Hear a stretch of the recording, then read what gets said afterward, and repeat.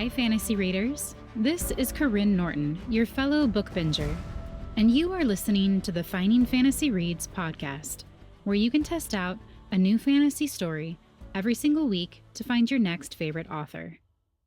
I'm taking a bit of liberty for the next 2 weeks and going away from my normal routine. I'm still technically bringing you a fantasy story, but it's a classic found in the public domain instead of a present-day author.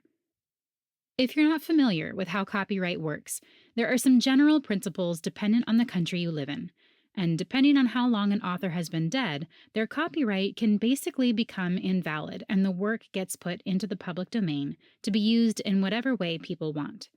Many authors nowadays get around this by putting their works in their estate to pass down to their kids and things like that, but there are a lot of classics moving into the public domain every year, which is why we suddenly had the Winnie the Pooh surge. But unlike those stories, which are a bit like fan fiction, I'm interested in bringing you the original tale told by ETA Hoffman. Because back in 1816, he wrote a story that Tchaikovsky later adapted into a famous Christmas ballet. Even though I've seen this classic ballet and cartoon adaptation dozens of times, I had never read the original novella, and I figured many of you hadn't either. It's time we change that. Please enjoy Part 1 of Nutcracker and Mouse-King, written by ETA Hoffman and translated by Mrs. St. Simon. Chapter 1. Christmas Eve. During the long day of the 24th of December, the children of Dr. Stahlbaum were not permitted to enter the parlor, much less the adjoining drawing room. Frederick and Maria sat nestled together in a corner of the back chamber. Dusky twilight had come on, and they felt quite gloomy and fearful, for, as was commonly the case on this day, no light was brought in to them. Fred, in great secrecy, and in a whisper, informed his little sister, she was only just 7 years old, that ever since morning he had heard a rustling and a rattling, and now and then a gentle knocking, in the forbidden chambers. Not long ago, also, he had seen a little dark man with a large chest under his arm, gliding softly through the entry, but he knew very well that it was nobody but Godfather Drosselmeyer. Upon this, Maria clapped her little hands together for joy, and exclaimed, "Ah, what beautiful things has Godfather Drosselmeyer made for us this time!" Counselor Drosselmeyer was not a very handsome man. He was small and thin, had many wrinkles in his face. Over his right eye he had a large black patch, and he was without hair, for which reason he wore a very nice white wig. This was made of glass, however, and was a very ingenious piece of work. The godfather himself was very ingenious also. He understood all about clocks and watches, and could even make them. Accordingly, when any one of the beautiful clocks in Dr. Stahlbaum's house was sick and could not sing, Godfather Drosselmeyer would have to attend it. He would then take off his glass wig, pull off his brown coat, put on a blue apron, and pierce the clock with sharp, pointed instruments, which usually caused little Maria a great deal of anxiety. But it did the clock no harm. On the contrary, it became quite lively again, and began at once right merrily to rattle and to strike and to sing, so that it was a pleasure to all who heard it. Whenever he came, he always brought something pretty in his pocket for the children. Sometimes a little man who moved his eyes and made a bow, at others a box, from which a little bird hopped out when it was opened. Sometimes one thing, sometimes another. When Christmas Eve came, he had always a beautiful piece of work prepared for them, which had cost him a great deal of trouble, and on this account it was always carefully preserved by their parents, after he had given it to them. "Ah, what beautiful present has Godfather Drosselmeyer made for us this time!" exclaimed Maria. It was Fred's opinion that this time it could be nothing else than a castle, in which all kinds of fine soldiers marched up and down and went through their exercises. Then other soldiers would come and try to break into the castle, but the soldiers within would fire off their cannon very bravely, until all roared and cracked again. "No, no," cried Maria, interrupting him. "Godfather Drosselmeyer has told me of a lovely garden where there is a great lake upon which beautiful swans swim about, with golden collars around their necks, and sing their sweetest songs.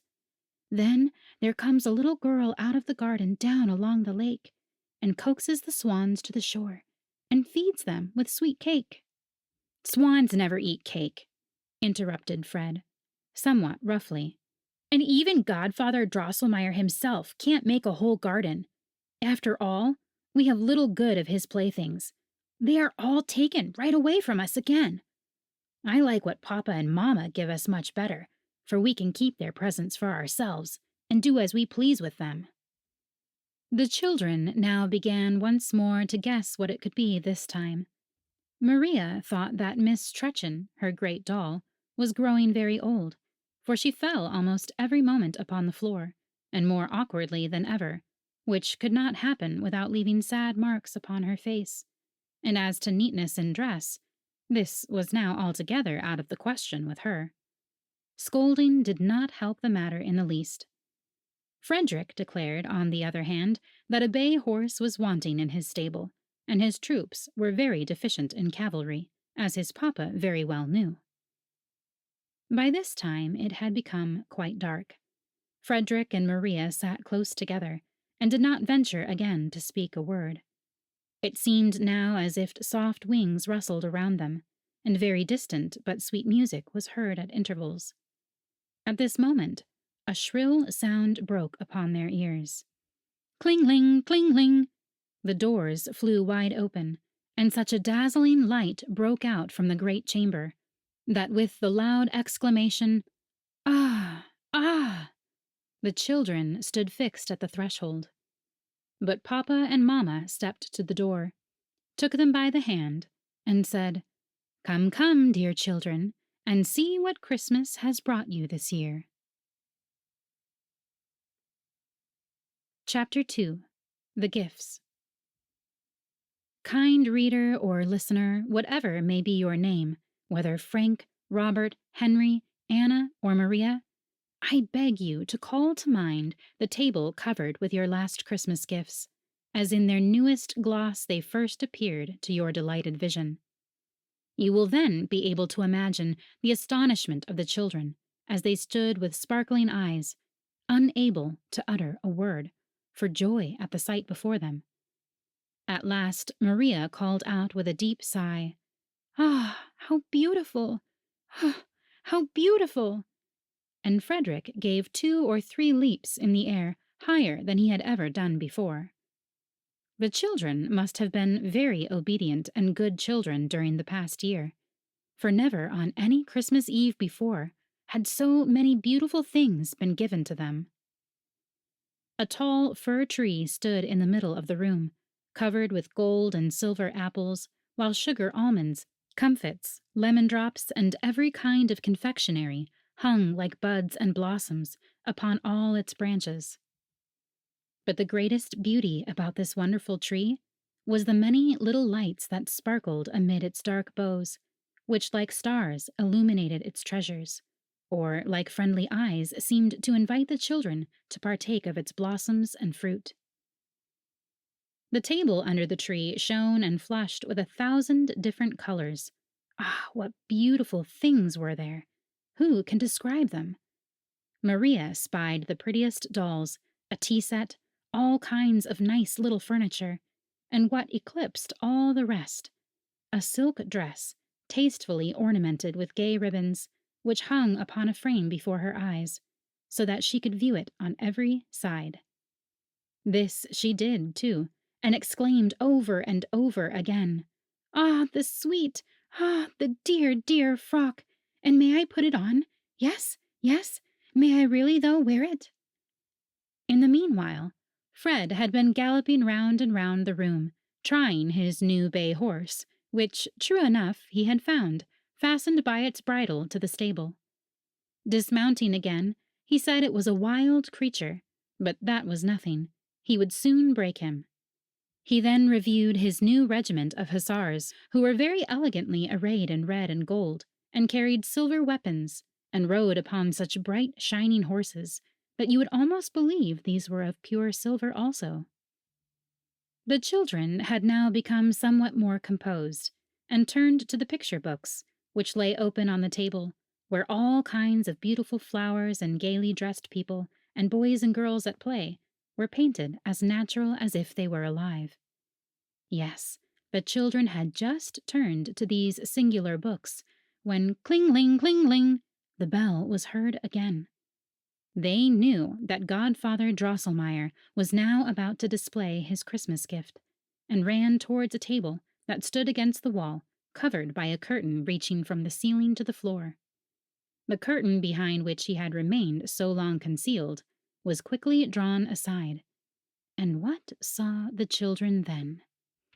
Upon a green meadow, spangled with flowers, stood a noble castle, with clear glass windows and golden turrets. A musical clock began to play, when the doors and windows flew open, and little men and women with feathers in their hats and long flowing trains were seen sauntering about in the rooms. In the middle hall, which seemed as if it were all on fire, so many little tapers were burning in silver chandeliers, there were children in white frocks and green jackets, dancing to the sound of the music. A man in an emerald green cloak at intervals put his head out of the window, nodded, and then disappeared.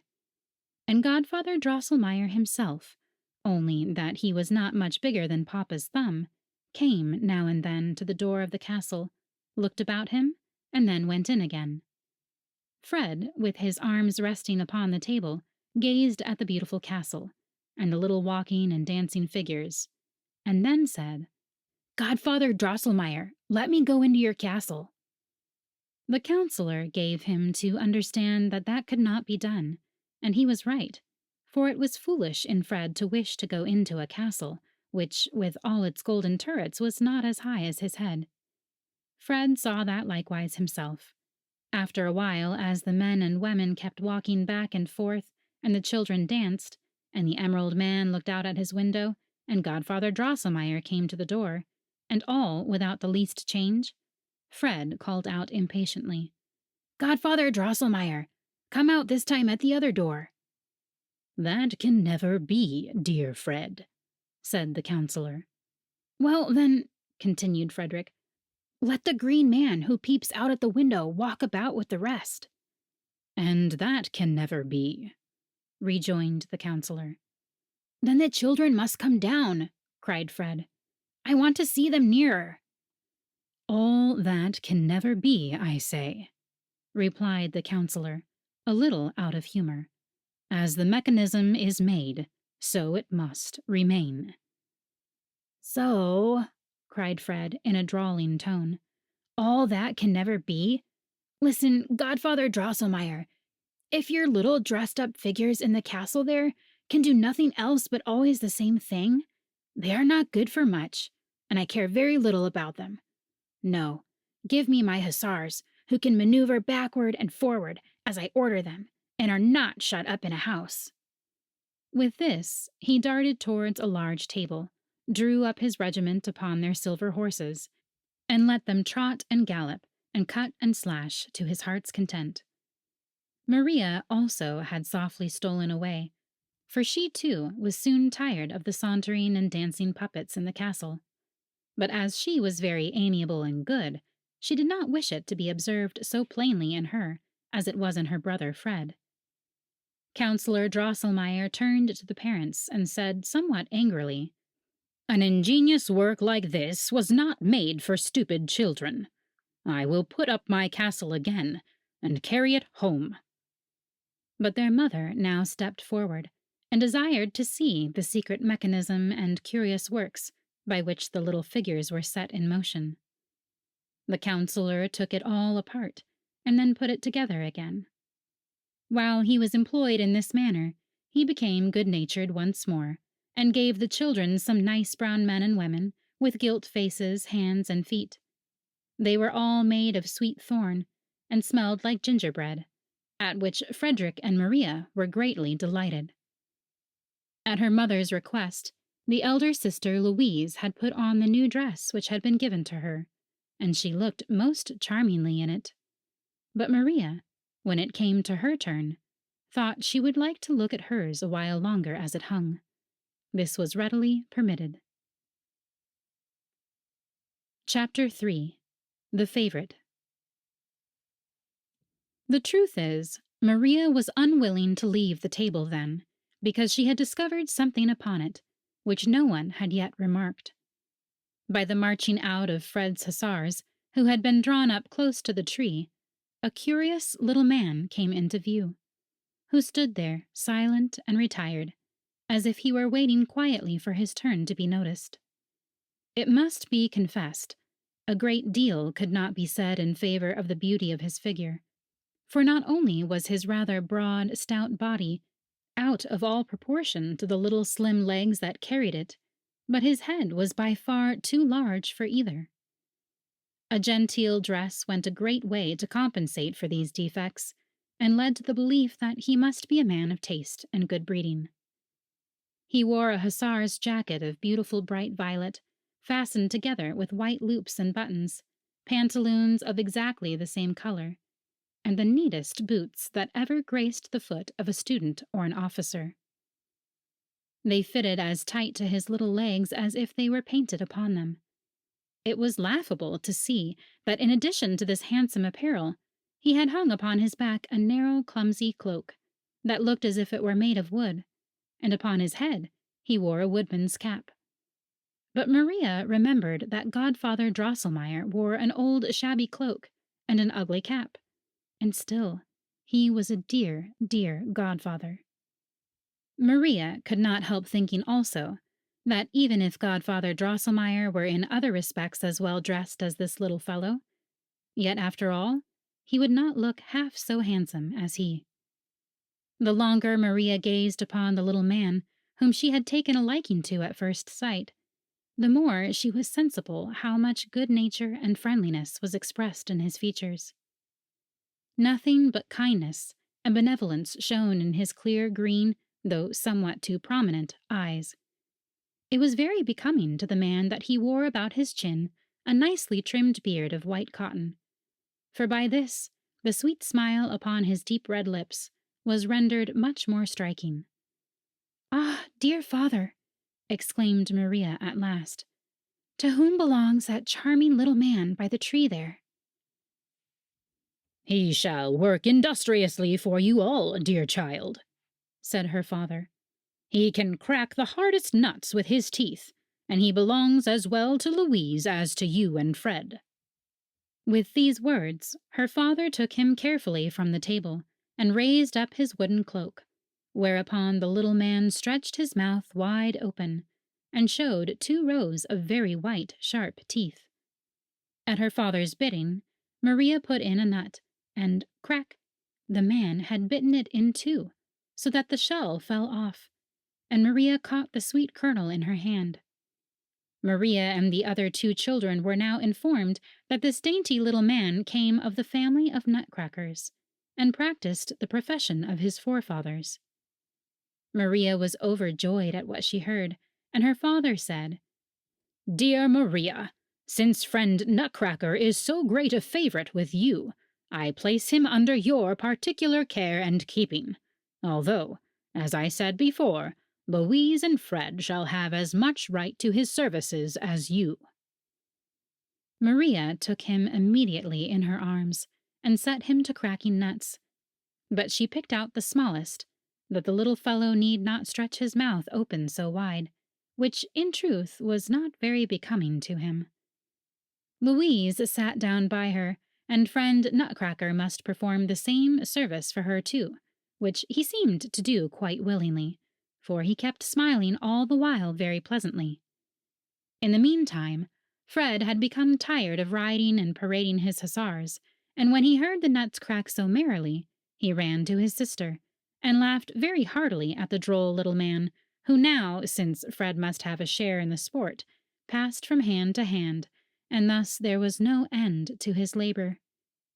Fred always chose the biggest and hardest nuts, when all at once, crack, crack, it went, and 3 teeth fell out of the Nutcracker's mouth, and his whole underjaw became loose and rickety. "Ah, my poor dear Nutcracker," said Maria, and snatched him out of Fred's hands. "That's a stupid fellow," said Fred. "He wants to be a nutcracker and has poor teeth. He doesn't understand his trade. Give him to me, Maria. He shall crack nuts for me if he loses all his teeth and his whole chin into the bargain. Why make such a fuss about such a fellow?" "No, no," exclaimed Maria, weeping. "You shall not have my dear Nutcracker. See how sorrowfully he looks at me, and shows me his poor mouth. But you are a hard-hearted fellow. You beat your horses, yes, and lately you had one of your soldiers shot through the head." "That's all right," said Fred, "though you don't understand it. But Nutcracker belongs as much to me as to you, so let me have him." Maria began to cry bitterly, and rolled up the sick Nutcracker as quickly as she could in her little pocket handkerchief. Their parents now came up with Godfather Drosselmeyer. The latter, to Maria's great distress, took Fred's part, but their father said, "I have placed Nutcracker expressly under Maria's protection, and as I see that he is now greatly in need of it, I give her full authority over him, and no one must dispute it. Besides, I wonder at Fred, that he should require farther duty from one who has been maimed in the service. As a good soldier, he ought to know that the wounded are not expected to take their place in the ranks." Fred was much ashamed, and without troubling himself farther about nuts or Nutcracker, stole around to the opposite end of the table, where his hussars, after stationing suitable outposts, had encamped for the night. Maria collected together Nutcracker's lost teeth, tied up his wounded chin with a nice white ribbon which she had taken from her dress, and then wrapped up the little fellow more carefully than ever in her handkerchief, for he looked very pale and frightened. Thus she held him, rocking him in her arms like a little child, while she looked over the beautiful pictures of the new picture book, which she found among her other Christmas gifts. Contrary to her usual disposition, she showed some ill temper towards Father Drosselmeyer, who kept continually laughing at her, and asked again and again how it was that she liked to caress such an ugly little fellow. That singular comparison with Drosselmeyer, which she had made when her eyes first fell upon Nutcracker, now came again into her mind, and she said very seriously, "Who knows, dear godfather, if you were dressed like my sweet Nutcracker and had on such bright little boots? Who knows, but you would then be as handsome as he." Maria could not tell why her parents laughed so loudly at this, and why the counselor's face turned so red, and he, for his part, did not laugh half so heartily this time as he had done more than once before. It is likely there was some particular reason for it. Chapter 4. Wonders upon Wonders. In the sitting room of the doctor's house, just as you enter the room, there stands on the left hand, close against the wall, a high glass case, in which the children preserve all the beautiful things which are given to them every year. Louise was quite a little girl when her father had the case made by a skillful joiner, who set in it such large, clear panes of glass, and arranged all the parts so well together that everything looked much brighter and handsomer when on its shelves than when it was held in the hands. On the upper shelf, which Maria and Fred were unable to reach, stood all of Godfather Drosselmeyer's curious machines. Immediately below this was a shelf for the picture books. The 2 lower shelves Maria and Fred filled up as they pleased, but it always happened that Maria used the lower one as a house for her dolls, while Fred, on the contrary, cantoned his troops in the one above.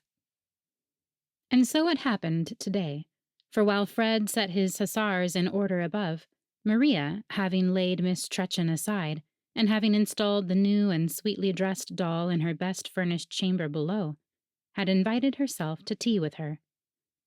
I have said that the chamber was well furnished, and it is true. Here was a nice chintz sofa, and several tiny chairs. There stood a tea table. But above all, there was a clean, white little bed for her doll to repose on. All these things were arranged in one corner of the glass case, the sides of which were hung with gay pictures, and it will readily be supposed that in such a chamber the new doll, Miss Clara, must have found herself very comfortable. It was now late in the evening, and night indeed was close at hand, and Godfather Drosselmeyer had long since gone home. Yet still the children could not leave the glass case, although their mother repeatedly told them that it was high time to go to bed. "It is true," cried Fred at last. "The poor fellows," meaning his hussars, "would like to get a little rest, and as long as I am here, not one of them will dare to nod. I know that." With these words, he went up to bed, but Maria begged very hard. "Only leave me here a little while, dear mother. I have 2 or 3 things to attend to, and when they are done, I will go immediately to bed." Maria was a very good and sensible child, and therefore her mother could leave her alone with her playthings without anxiety. But for fear she might become so much interested in her new doll and other presents as to forget the lights which burned around the glass case, her mother blew them all out, and left only the lamp which hung down from the ceiling in the middle of the chamber, and which diffused a soft, pleasant light. "Come in soon, dear Maria, or you will not be up in time tomorrow morning," called her mother, as she went up to bed. There was something Maria had at heart to do, which she had not told her mother, though she knew not the reason why, and as soon as she found herself alone, she went quickly about it. She still carried in her arms the wounded Nutcracker, rolled up in her pocket handkerchief. Now she lay him carefully upon the table, unrolled the handkerchief softly, and examined his wound. Nutcracker was very pale, but still he smiled so kindly and sorrowfully that it went straight to Maria's heart. "Ah, Nutcracker, Nutcracker, do not be angry at Brother Fred because he hurt you so. He did not mean to be so rough. It is the wild soldier's life with his hussars that has made him a little hard-hearted, but otherwise he is a good fellow, I can assure you. Now I will tend you very carefully until you are well and merry again. As to fastening your teeth and setting your shoulders, that Godfather Drosselmeyer must do. He understands such things." But Maria was hardly able to finish the sentence, for as she mentioned the name of Drosselmeyer, friend Nutcracker made a terribly wry face, and there darted something out of his eyes like green sparkling flashes. Maria was just going to fall into a dreadful fright, when behold, it was the sad smiling face of the honest Nutcracker again, which she saw before her, and she knew now that it must be the glare of the lamp, which, stirred up by the draught, had flared up and distorted Nutcracker's features so strangely. "Am I not a foolish girl," she said, "to be so easily frightened, and to think that a wooden puppet could make faces at me? But I love Nutcracker too well, because he is so droll and so good-tempered. Therefore he shall be taken good care of, as he deserves." With this, Maria took friend Nutcracker in her arms, walked to the glass case, stooped down, and said to her new doll, "Pray, Miss Clara, be so good as to give up your bed to the sick and wounded Nutcracker, and make out as well as you can with the sofa. Remember that you are well and hearty, or you would not have such fat red cheeks, and very few little dolls have such nice sofas." Miss Clara, in her gay Christmas attire, looked very grand and haughty, and would not even say muck. "But why should I stand upon ceremony?" said Maria, and she took out the bed, laid little Nutcracker down upon it softly, and gently rolled a nice ribbon, which she wore around her waist, about his poor shoulders, and then drew the bedclothes over him snugly, so that there was nothing to be seen of him below the nose. "He shan't stay with the naughty Clara," she said, and raised the bed with Nutcracker in it to the shelf above, and placed it close by the pretty village, where Fred's hussars were quartered. She locked the case, and was about to go up to bed, when, Listen, children. When softly, softly it began to rustle, and to whisper, and to rattle round and round under the hearth, behind the chairs, behind the cupboards and glass case. The great clock read louder and louder, but it could not strike. Maria turned towards it, and there the large gilt owl that sat on the top had dropped down its wings so that they covered the whole face, and it stretched out its ugly head with the short crooked beak, and looked just like a cat. And the clock whirred louder in plain words. Dickory, dickory, dock. Whir softly, clock. Mouse-King has a fine ear. Purr, purr. Pum, pum. The old song let him hear. Purr, purr. Pum, pum. Or he might run away in a fright. Now, clock, strike softly and light.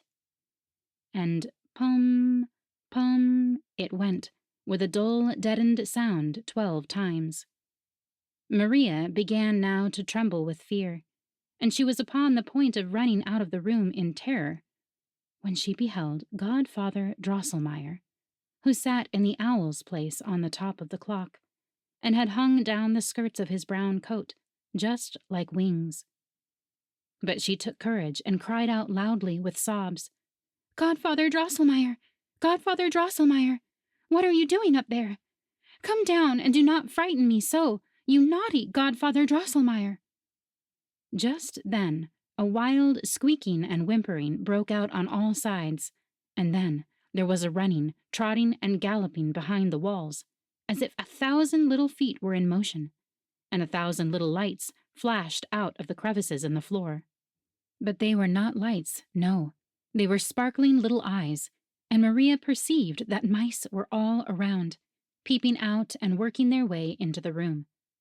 Presently it went trot, trot, hop, hop, around the chamber, and more mice, in greater or smaller parties, galloped across, and at last placed themselves in line and column, just as Fred was accustomed to place his soldiers when they went to battle. This, Maria thought, was very droll, and as she had not that aversion to mice which most children have, her terror was gradually leaving her, when all at once there arose a squeaking so terrible and piercing that it seemed as if ice-cold water was poured down her back.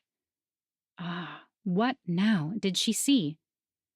I know, my worthy reader Frederick, that thy heart, like that of the wise and brave soldier Frederick Stahlbaum, sits in the right place. But if thou hadst seen what Maria now beheld, thou wouldst certainly have run away. Yes, I believe that thou wouldst have jumped as quickly as possible into bed, and then have drawn the covering over thine ears much farther than was necessary to keep thee warm. Alas, poor Maria could not do that now, for, listen, children, close before her feet there burst out sand and lime and crumbled wall stones, as if thrown up by some subterranean force, and 7 mice heads with 7 sparkling crowns rose out of the floor, squeaking and squealing terribly. Presently the mouse's body, to which these 7 heads belonged, worked its way out, and the great mouse, crowned with the 7 diadems, squeaking loudly, huzzaed in full chorus, as he advanced to meet his army, which at once set itself in motion, and hot, hot, trot, trot it went, alas, straight towards the glass case, straight towards poor Maria, who stood close before it. Her heart had before beat so terribly from anxiety and fear that she thought it would leap out of her bosom, and then she knew she must die. But now it seemed as if the blood stood still in her veins. Half fainting, she tottered backward, when clatter, clatter, rattle, rattle, it went, and a glass pane which she had struck with her elbow fell in pieces at her feet. She felt at the moment a sharp pain in her left arm, but her heart all at once became much lighter. She heard no more squeaking and squealing. All had become still, and although she did not dare to look, yet she believed that the mice, frightened by the clatter of the broken glass, had retreated into their holes. But what was that again? Close behind her in the glass case, a strange bustling and rustling began, and little fine voices were heard. Up, up, awake! Arms take! Awake to the fight! This night! Up, up, to the fight! And all the while, something rang out clear and sweet, like little bells. Ah, that is my dear musical clock, exclaimed Maria joyfully, and turned quickly to look. She then saw how it flashed and lightened strangely in the glass case, and there was a great stir and bustle upon the shelves. Many little figures crossed up and down by each other, and worked and stretched out their arms as if they were making ready. And now Nutcracker raised himself all of a sudden, threw the bedclothes clear off, and leaped with both feet at once out of bed, crying aloud, Crack, crack, crack, stupid pack, drive mouse back, stupid pack, crack, crack, mouse back, crick, crack, stupid pack. With these words he drew his little sword, flourished it in the air, and exclaimed, My loving vassals, friends and brothers, will you stand by me in the hard fight? Straightway 3 scaramouches, a harlequin, 4 chimney sweepers, 2 guitar players, and a drummer cried out, Yes, my lord, we will follow you with fidelity and courage. We will march with you to battle, to victory or death. And then rushed after the fiery Nutcracker, who ventured the dangerous leap down from the upper shelf. Ah, it was easy enough for them to perform this feat, for beside the fine garments of thick cloth and silk which they wore, the inside of their bodies were made of cotton and tow, so that they came down plump, like bags of wool. But poor Nutcracker had certainly broken his arms or his legs, for remember, it was almost 2 feet from the shelf where he stood to the floor, and his body was as brittle as if it had been cut out of linden wood. Yes, Nutcracker would certainly have broken his arms or his legs if, at the moment when he leaped, Miss Clara had not sprung quickly from the sofa and caught the hero with his drawn sword in her soft arms. Ah, thou dear good Clara, sobbed Maria, how I have wronged thee! Thou didst certainly resign thy bed willingly to little Nutcracker. But Miss Clara now spoke, as she softly pressed the young hero to her silken bosom. You will not, O my lord, sick and wounded as you are, share the dangers of the fight. See how your brave vassals assemble themselves, eager for the affray, and certain of conquest. Scaramouche, harlequin, chimney sweepers, guitar players, drummer are all ready drawn up below, and the china figures on the shelf stir and move strangely. Will you not, O my lord, repose upon the sofa, or from my arms look down upon your victory? Thus spoke Clara, but Nutcracker demeaned himself very ungraciously, for he kicked and struggled so violently with his legs that Clara was obliged to set him quickly down upon the floor. He then, however, dropped gracefully upon one knee, and said, Fair lady, the recollection of thy favor and condescension will go with me into the battle and the strife. Clara then stooped so low that she could take him by the arm, raised him gently from his knees, took off her bespangled girdle, and was about to throw it across his neck, but little Nutcracker stepped 2 paces backward, laid his hand upon his breast, and said very earnestly, Not so, fair lady. Lavish not thy favors thus upon me, for— He stopped, sighed heavily, tore off the ribbon which Maria had bound about his shoulders, pressed it to his lips, hung it across him like a scarf, and then boldly flourishing his bright little blade, leaped like a bird over the edge of the glass case upon the floor. You understand, my kind and good readers and listeners, that Nutcracker, even before he had thus come to life, had felt very sensibly the kindness and love which Maria had shown towards him, and it was because he had become so partial to her that he would not receive and wear the girdle of Miss Clara, although it shone and sparkled so brightly. The true and faithful Nutcracker preferred to wear Maria's simple ribbon. But what will now happen? As soon as Nutcracker had leaped out, the squeaking and whistling was heard again. Ah, it is under the large table that the hateful mice have concealed their countless bands, and high above them all towers the dreadful mouse with 7 heads. What will now happen. Chapter 5. The Battle. "Beat the march, true vassal drummer!" screamed Nutcracker very loudly, and immediately the drummer began to rattle and to roll upon his drum so skillfully that the windows of the glass case trembled and hummed again. Now it rustled and clattered therein, and Maria perceived that the covers of the little boxes in which Fred's army were quartered were bursting open, and now the soldiers leaped out, and then down again upon the lowest shelf, where they drew up in fine array. Nutcracker ran up and down, speaking inspiring words to the troops. "Let no dog of a trumpeter blow or stir," he cried angrily, for he was afraid he should not be heard, and then turned quickly to Harlequin, who had grown a little pale, and chattered with his long chin. "General," he said earnestly, "I know your courage and your experience. There is need now for a quick eye and skill to seize the proper moment. I entrust to your command all the cavalry and artillery. You do not need a horse, for you have very long legs, and can gallop yourself tolerably well. I look to see you do your duty." Thereupon Harlequin put his long, thin fingers to his mouth, and crowed so piercingly that it sounded as if 100 shrill trumpets were blown merrily. Then it stirred again in the glass case. A neighing and a whinnying and a stamping were heard, and see, Fred's cuirassiers and dragoons, but above all, his new splendid hussars marched out and halted close by the case. Regiment after regiment now defiled before Nutcracker, with flying colors and warlike music, and ranged themselves in long rows across the floor of the chamber. Before them went Fred's cannon rattling along, surrounded by the cannoneers, and soon, boom, boom, it went, and Maria could see how the mice suffered by the fire, how the sugar plums plunged into their dark, heavy mass, covering them with white powder, and throwing them more than once into shameful disorder. But the greatest damage was done them by a heavy battery that was mounted upon Mamma's footstool, which, pum, pum, kept up a steady fire of caraway seeds against the enemy, by which a great many of them fell. The mice, notwithstanding, came nearer and nearer, and at last mastered some of the cannon.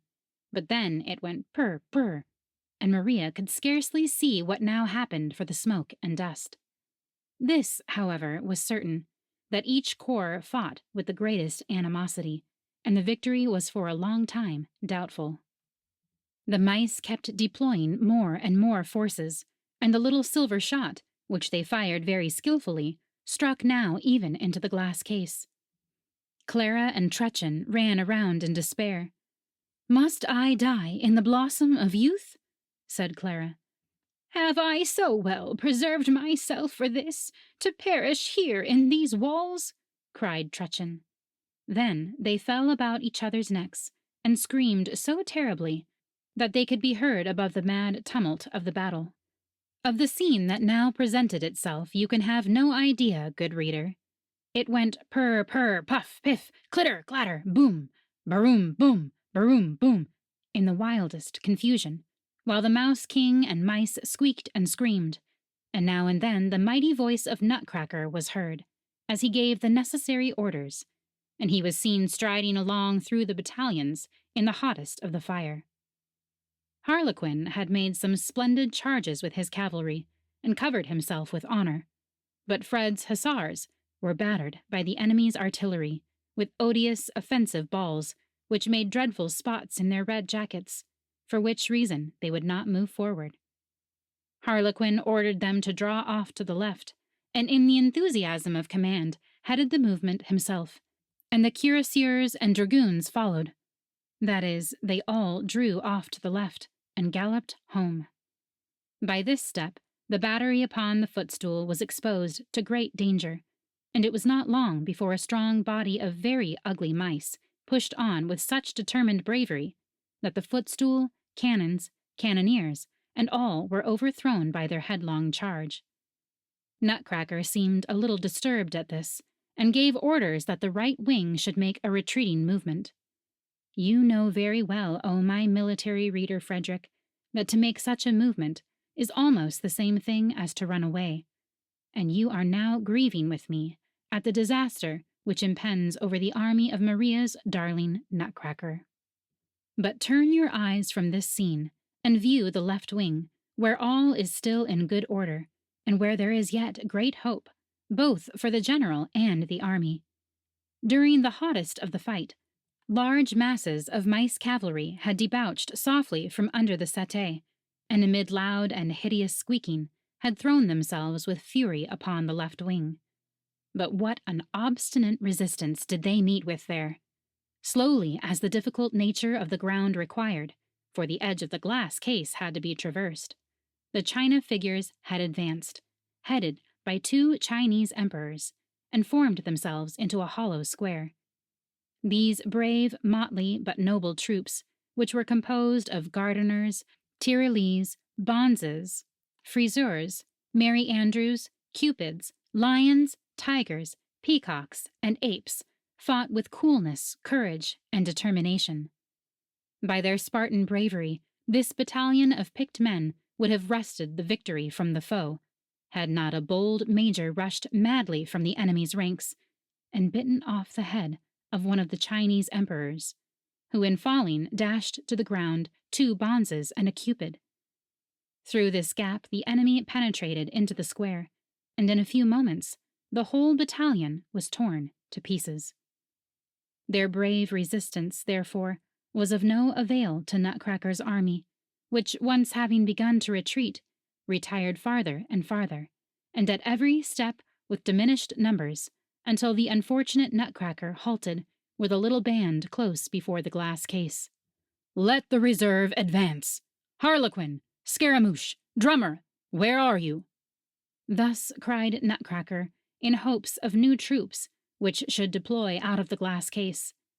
And there actually came forth a few brown men and women made of sweet thorn, with golden faces and caps and helmets. But they fought around so awkwardly that they did not hit one of the enemy, and at last knocked the cap off their own general's head. The enemy's chasseurs, too, bit off their legs before long, so that they tumbled over, and carried with them to the ground some of Nutcracker's best officers. Nutcracker, now completely surrounded by the foe, was in the greatest peril. He tried to leap over the edge into the glass case, but found his legs too short. Clara and Trutchen lay each in a deep swoon. They could not help him. Hussars, dragoons sprang merrily by him into safe quarters, and in wild despair he cried, "A horse! A horse! A kingdom for a horse!" At this moment, 2 of the enemy's tirailleurs seized him by his wooden mantle, and the Mouse-King, squeaking from his 7 throats, leaped in triumph towards him. Maria could no longer control herself. "Oh, my poor Nutcracker!" she cried, sobbing, and without being exactly conscious of what she did, grabbed her left shoe and threw it with all her strength into the thickest of the mice, straight at their king. In an instant, all seemed scattered and dispersed, but Maria felt in her left arm a still sharper pain than before, and sank in a swoon to the floor. Chapter 6.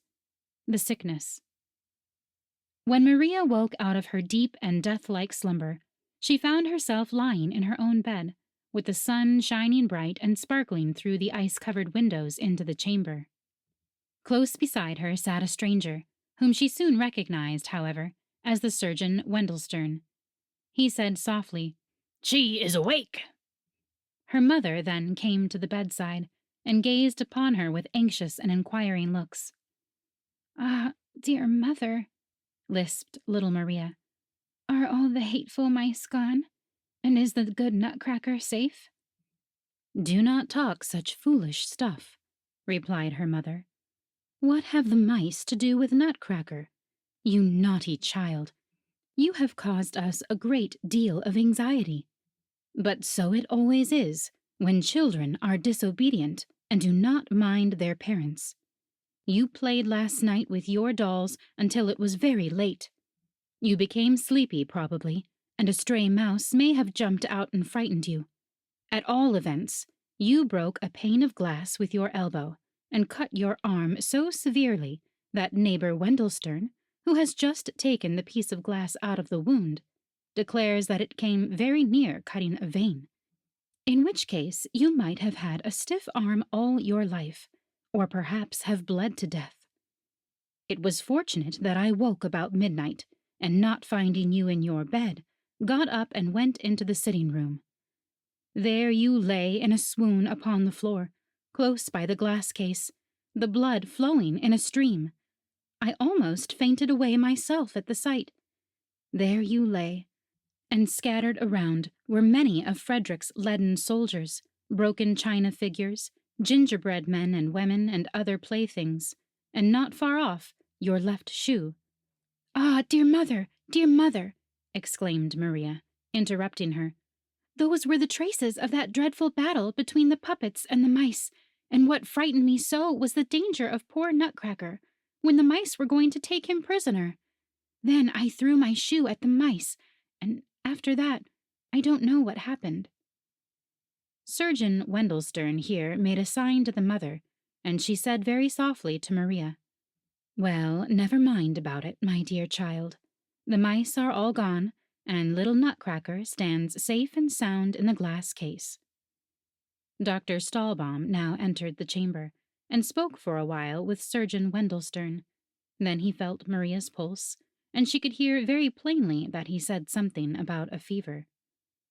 She was obliged to remain in bed and take physic, and so it continued for some days, although, except a slight pain in her arm, she felt quite well and comfortable. She knew little Nutcracker had escaped safe from the battle, and it seemed to her that she sometimes heard his voice quite plainly, as if in a dream, saying mournfully, "Maria, dearest lady, what thanks do I not owe you? But you can do still more for me." Maria tried to think what it could be, but in vain. Nothing occurred to her. She could not play very well on account of the wound in her arm, and when she tried to read or look at her picture books, a strange glare came across her eyes, so that she was obliged to desist. The time during the day always seemed very long to her, and she waited impatiently for evening, as her mother then usually seated herself by her bedside and read or related some pretty story to her. One evening she had just finished the wonderful history of Prince Facardin, when the door opened and Godfather Drosselmeyer entered, saying, "I must see now for myself how it goes with the sick and wounded Maria." As soon as Maria saw Godfather Drosselmeyer in his brown coat, the image of that night in which Nutcracker lost the battle against the mice returned vividly to her mind, and she cried out involuntarily, "Oh, Godfather Drosselmeyer, you have been very naughty. I saw you as you sat upon the clock and covered it with your wings, so that it should not strike loud to scare away the mice. I heard how you called out to the Mouse-King. Why did you not come to help us, me, and the poor Nutcracker? It is all your fault, naughty Godfather Drosselmeyer, that I must be here sick in bed." Her mother was quite frightened at this, and said, "What is the matter with you, dear Maria?" But Godfather Drosselmeyer made very strange faces, and said in a grating, monotonous tone, "Pendulum must whir, whir, whir, this way, that way, clock will strike, tired of ticking all the day. Softly whir, whir, whir, strike, cling, clang, strike, clang, cling, bing and bang and bang and bing. 'Twill scare away the Mouse-King. Then owl in swift flight comes at dead of night. Pendulum must whir, whir, clock will strike, cling, clang, this way, that way, tired of ticking all the day, bing, bang, and Mouse-King scare away. Whir, whir, purr, purr." Maria stared at Godfather Drosselmeyer, for he did not look at all as he usually did, but appeared much uglier, and he moved his right arm backward and forward like a puppet pulled by wires. She would have been afraid of him if her mother had not been present, and if Fred had not slipped in the meanwhile, and interrupted him with loud laughter. "Ha ha! Godfather Drosselmeyer, cried Fred, you are today too droll again. You act just like my harlequin that I threw into the lumber room long ago. But their mother was very serious and said, Dear counselor, this is very strange sport. What do you really mean by it? Gracious me, replied Drosselmeyer, laughing. Have you forgotten, then, my pretty watchmaker's song? I always sing it to such patients as Maria. With this, he drew his chair close to her bed and said, Do not be angry that I did not pick out the Mouse-King's 14 eyes. That could not be. But instead, I have in store for you a very agreeable surprise. The counselor, with these words, put his hand in his pocket, drew something out slowly, and behold, it was Nutcracker, with his lost teeth nicely fastened in, and his lame chin well set and sound. Maria cried aloud with joy, while her mother smiled and said, You see now, Maria, that Godfather Drosselmeyer meant well by your little Nutcracker. But still you must confess, Maria, said the counselor, that Nutcracker's figure is none of the finest, neither can his face be called exactly handsome. How this ugliness came to be hereditary in the family, I will now relate to you, if you will listen.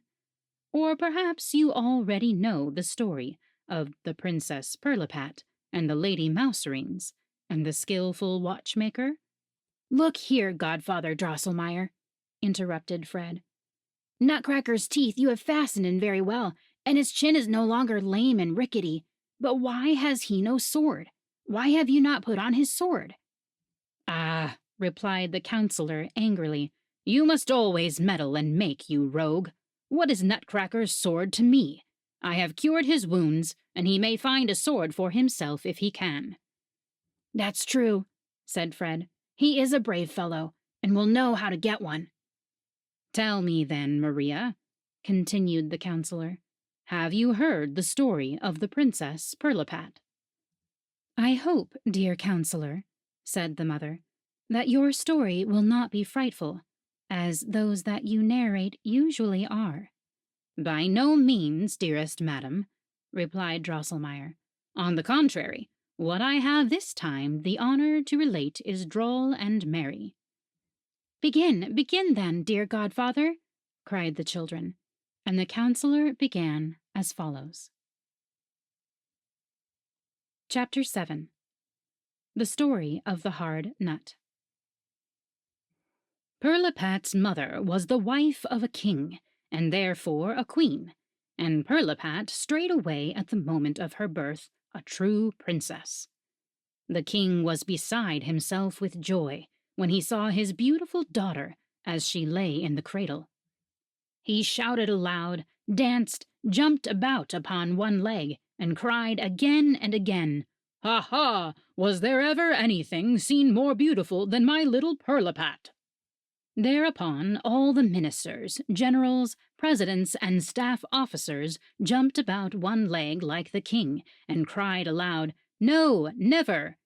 And it was so, in truth, for as long as the world has been standing, a lovelier child was never born than this very Princess Pirlipat. Her little face seemed made of lilies and roses, delicate white and red. Her eyes were of living, sparkling azure, and it was charming to see how her little locks curled in bright golden ringlets. Besides this, Pirlipat had brought into the world 2 rows of little pearly teeth, with which 2 hours after her birth she bit the High Chancellor's finger as he was examining her features too closely, so that he screamed out, Oh, Gemini! Others assert that he screamed out, Oh, crikey! But on this point authorities are at the present day divided. Well, little Pirlipat bit the High Chancellor's finger, and the enraptured land knew now that some sense dwelt in Pirlipat's beautiful body. As had been said, all were delighted. The queen alone was very anxious and uneasy, and no one knew wherefore, but everybody remarked with surprise the care with which she watched Pirlipat's cradle. Besides that, the doors were guarded by soldiers, and not counting the 2 nurses, who always remained close by the cradle, 6 maids, night after night, sat in the room to watch. But what seemed very foolish, and no one could understand the meaning of it, was this. Each of these 6 maids must have a cat upon her lap, and stroke it the whole night through, and thus keep it continually purring. It is impossible that you, dear children, can guess why Pirlipat's mother made all these arrangements, but I know, and will straightway tell you. It happened that once upon a time many great kings and fine princes were assembled at the court of Pirlipat's father, on which occasion much splendor was displayed. The theaters were crowded, balls were given, and tournaments held almost every day. The king, in order to show plainly that he was in no want of gold and silver, was resolved to take a good handful out of his royal treasury and expend it on a suitable manner.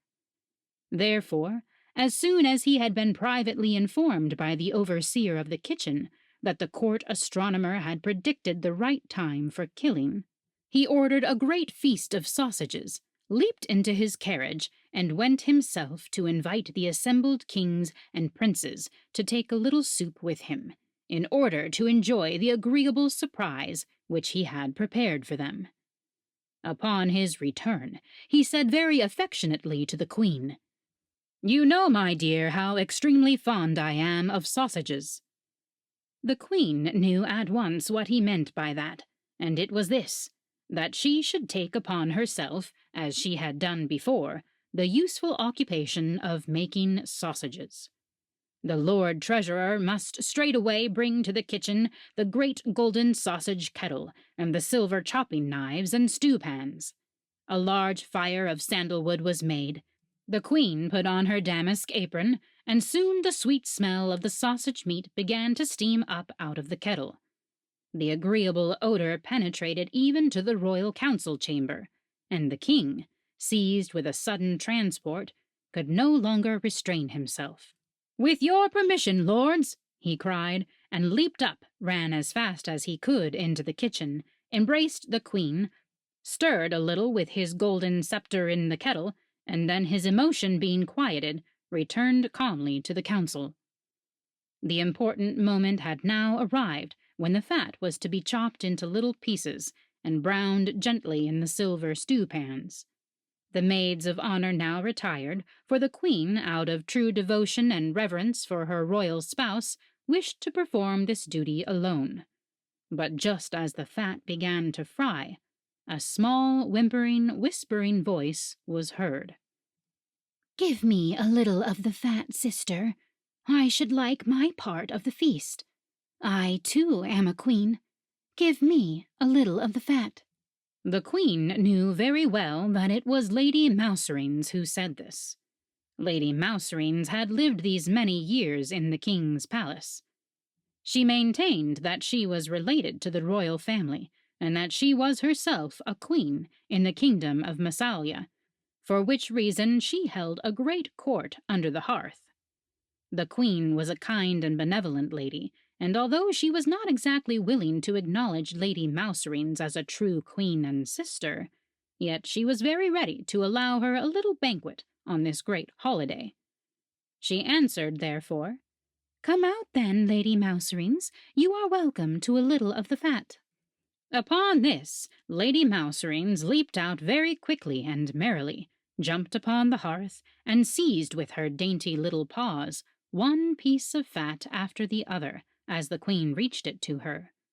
But now all the cousins and aunts of the Lady Mouse-Rings came running out, besides her 7 sons, rude and forward rogues, who all fell at once upon the fat, and the terrified queen could not drive them away.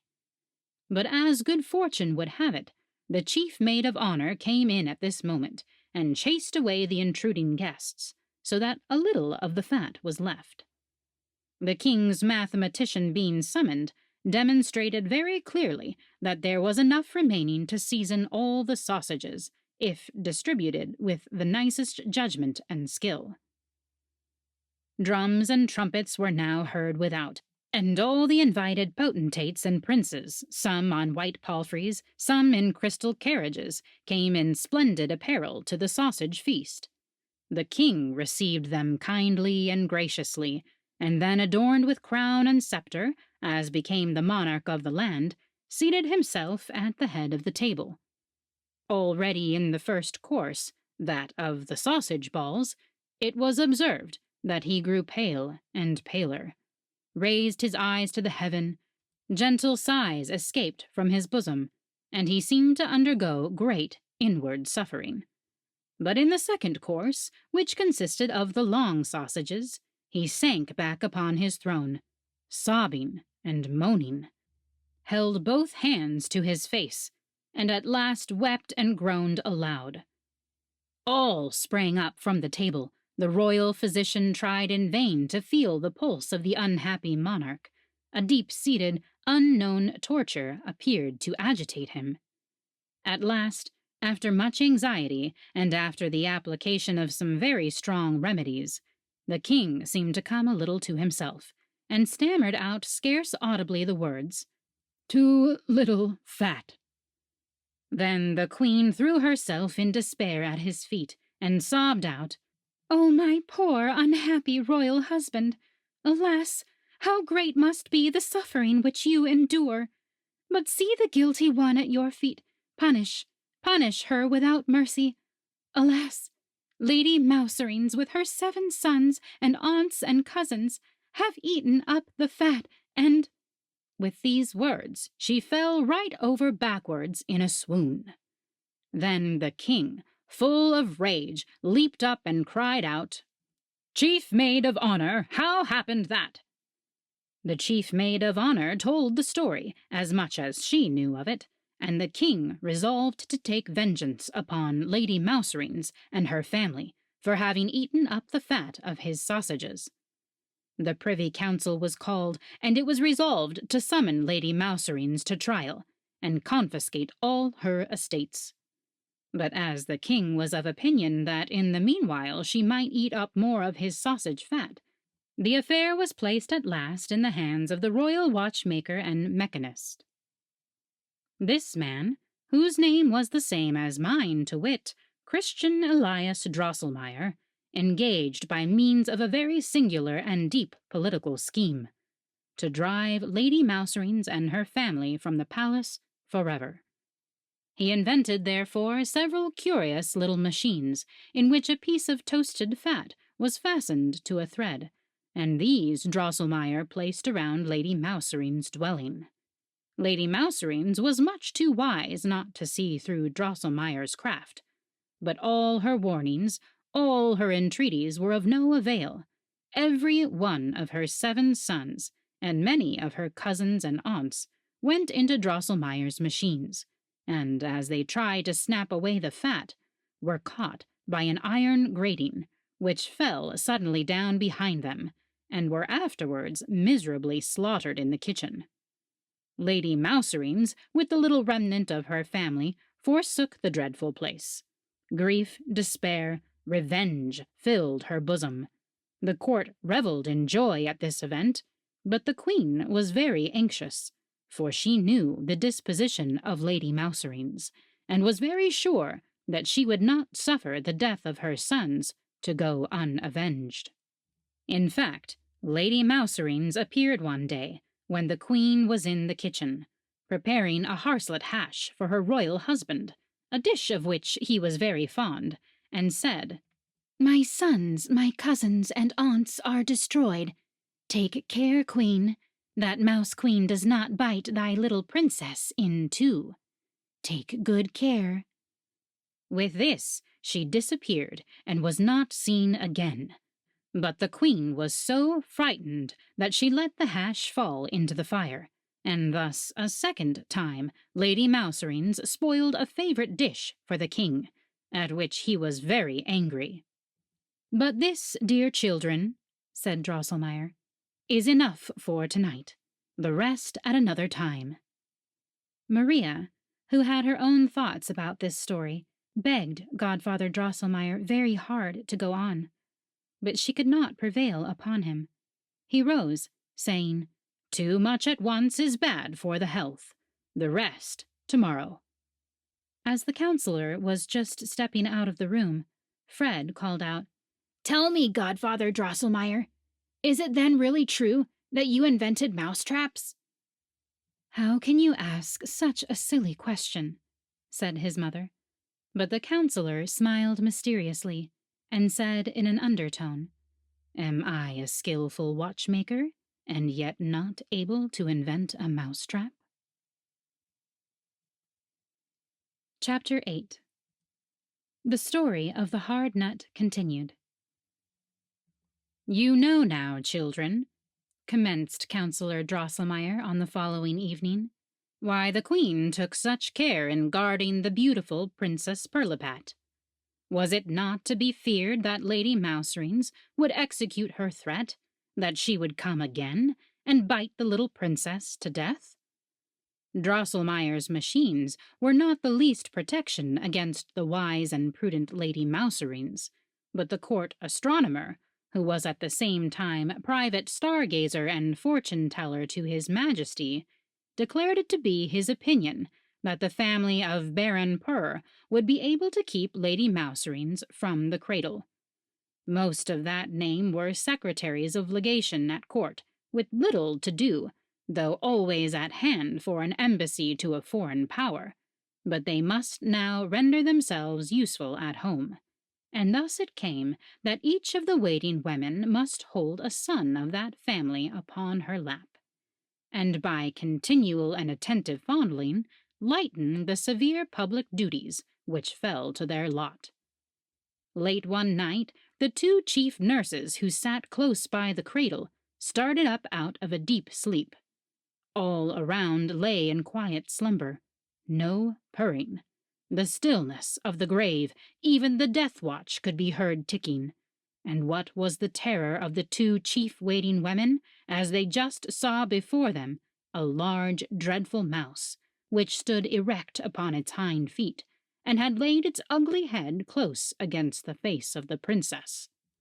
With a cry of terror, they jumped up, all awoke, but in a moment Lady Mouserings, for the great mouse by Pirlipat's cradle was no one but she, ran as fast as she could to the corner of the chamber. The secretaries of legation leaped after her, but too late. She had disappeared through a hole in the chamber floor. Little Pirlipat awoke at the noise and wept bitterly. "Thank heaven!" cried the nurse. "She lives! She lives!" But how great was their terror when they looked at Pirlipat and saw that a change had taken place in the sweet, beautiful child. Instead of the white and red face with golden locks, a large, ill-shaped head sat upon her thin, shriveled body. Her azure blue eyes were changed into green, staring ones, and her little mouth had stretched itself from ear to ear. The Queen was brought to death's door by grief and sorrow, and it was found necessary to hang the King's library with thick, wadded tapestry, for again and again he ran his head against the wall, crying out at every time in lamentable tones, "Ah me, unhappy monarch!" He might now have seen how much better it would have been to eat his sausages without fat, and to leave Lady Mouserings and her family at peace under the hearth. But Pirlipat's royal father did not think about this. He laid all the blame upon the court watchmaker and mechanist, Christian Elias Drosselmeyer of Nuremberg. He therefore wisely decreed that Drosselmeyer should restore the Princess Pirlipat to her former condition within 4 weeks, or at least find out some certain and infallible method of effecting this. Otherwise he should suffer a shameful death under the axe of the executioner. Drosselmeyer was not a little terrified, but he had great confidence in his skill and good fortune, and began immediately the first operation which he thought useful. He took little Princess Pirlipat apart with great dexterity, unscrewed her little hands and feet, and carefully examined her inward structure. But he found, alas, that the princess would grow uglier as she grew bigger, and knew not what to do or what to advise. He put the princess carefully together again, and sank down by her cradle in despair, for he was not allowed to leave it. The 4th week had commenced, yes, Thursday had come, when the king looked in with flashing eyes, and shaking his scepter at him cried, "Christian Elias Drosselmeyer, cure the princess, or thou must die." Drosselmeyer began to weep bitterly, but the Princess Pirlipat lay as happy as the day, and cracked nuts. Pirlipat's uncommon appetite for nuts now occurred for the first time to the mechanist, and the fact likewise that she had come into the world with teeth. In truth, immediately after her transformation, she had screamed continually, until a nut accidentally came in her way, which she immediately put into her mouth, cracked it, ate the kernel, and then became quite composed. Since that time, her nurses found that nothing pleased her so well as to be supplied with nuts. O sacred instinct of nature, eternal, inexplicable sympathy of existence, cried Christian Elias Drosselmeyer. Thou pointest me to the gates of this mystery. I will knock, and they will open.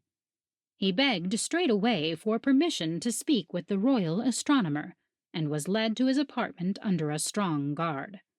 They embraced with many tears, for they had been warm friends, then retired into a private cabinet, and examined a great many books, which treated of instinct, of sympathies and antipathies, and other mysterious things. Night came on. The astronomer looked at the stars, and with the aid of Drosselmeyer, who had great skill in such matters, set up the horoscope of Princess Pirlipat. It was a great deal of trouble, for the lines grew all the while more and more intricate. But at last, what joy!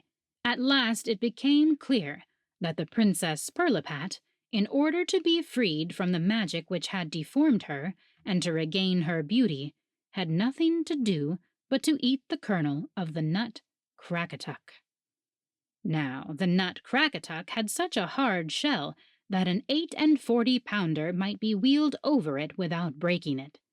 This hard nut must be cracked with the teeth before the princess, by a man who had never been shaved and had never worn boots. The young man must then hand her the kernel with closed eyes, and must not open them again until he had marched 7 steps backward without stumbling. Drosselmeyer and the astronomer had labored together, without cessation, for 3 days and nights, and the king was seated at dinner on Sunday afternoon, when the mechanist, who was to have been beheaded early Monday morning, rushed in with joy and transport, and proclaimed that he had found out a method of restoring to the Princess Pirlipat her lost beauty. The king embraced him with great kindness, and promised him a diamond sword, 4 orders of honor, and 2 new Sunday suits. "Immediately after dinner we will get to work," he added, "and see to it, dear mechanist, that the unshorn young man in shoes is ready at hand with the nut Crackatuck, and take care that he drinks no wine beforehand, for fear he should stumble as he goes the 7 steps backward, like a crab. Afterward he may drink like a fish." Drosselmeyer was very much discomposed at these words, and after much stuttering and stammering, said that the method was discovered indeed, but that the nut Crackatuck and the young man to crack it were yet to be sought after, and that it was quite doubtful whether Nut or Nutcracker would ever be found. The king, in great anger, swung his scepter about his crowned head, and roared with the voice of a lion, "Then off goes thy head!" It was very fortunate for the unhappy Drosselmeyer that the king's dinner had been cooked better than usual this day, so that he was in a pleasant humor, and disposed to listen to reason, while the good queen, who was moved by the hard fate of the mechanist, used her influence to soothe him. Drosselmeyer then, after a while, took courage and represented to the monarch that he had performed his task in discovering the means to restore the princess to her beauty, and thus, by the terms of the royal decree, had secured his safety. The king said that was all trash, stupid stuff, and nonsense, but resolved at last that the watchmaker should leave the court instantly, accompanied by the royal astronomer, and never return without the Nutcracker in his pocket. By the intercession of the queen, he consented that the Nutcracker might be summoned by a notice in all the home and foreign newspapers and journals. Here, the counselor broke off again and promised to narrate the rest on the following evening. I hope you enjoyed listening to Part 1 of Nutcracker and Mouse-King, written by ETA Hoffman and translated by Mrs. St. Simon. Hopefully, digging out a classic has been fun for you, even if it's stylistically very different from what you normally get on the podcast. I promise we'll be back to our regular routine with the new year. I've actually booked authors pretty far into the spring because Pater and I are gearing up to record my next audiobook, and we wanted to get ahead of the game for the podcast. But I still have openings before the end of Season 2, so if you're wanting to have a story you've written featured before the summer, now is the time to apply. Check out the contact page on the website where you can find an application form for authors, as well as a contact form for readers. I'll be sure to have a link for it in the show notes as well. Thanks so much for listening, and happy reading!